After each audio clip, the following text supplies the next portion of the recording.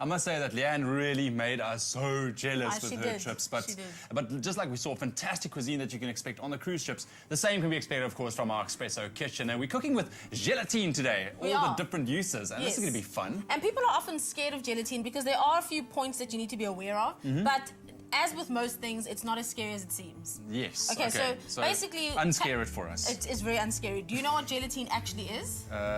Glucose... No? Close. Close? It's actually found from the collagen of animals. So usually, you know, things like pig's trotters or pig's ears, or, I mean, other parts of the animal with collagen in it.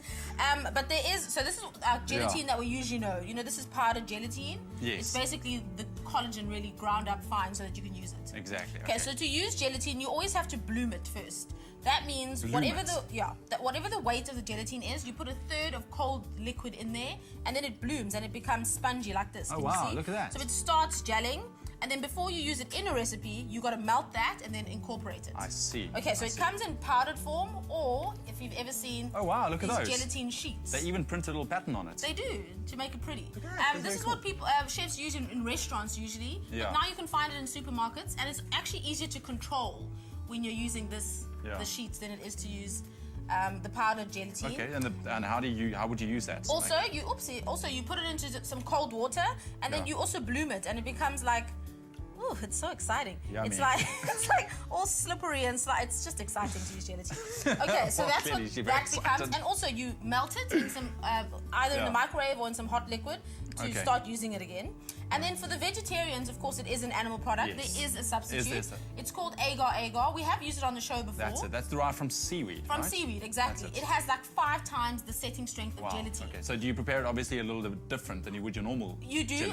This you bloom. You can bloom as well, but also you can boil this agar-agar. You cannot boil gelatine because it denatures and then it will never set. Awesome. Okay, cool. So that's one tip. Never boil gelatine once you put it into a liquid. Okay. Otherwise, finished. Brilliant. Okay. Thanks, Soda. This is what we're used to, prepared jelly. This is just gelatine powder that's sweetened and then flavored. Yes, like the jelly we know. Like the jelly we know, exactly. Exactly. Then things like kiwi fruit, if you're making jelly from scratch, there's an enzyme in kiwi fruit and things like pineapple that actually retards the gelatine and it will never set.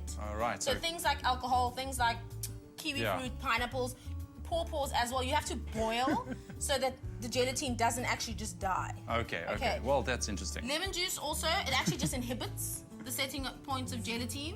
So just add it a bit extra. Sugar does the same thing. Also, just add a bit extra so that your gelatine will set properly. Yeah. Well, now I'm super clued up on gelatine. If you remember all of that, you'll be fine. Well, luckily I have you to remind me. But we are going to be taking a very quick ad break. We'll be back after this with a lovely, lovely recipe.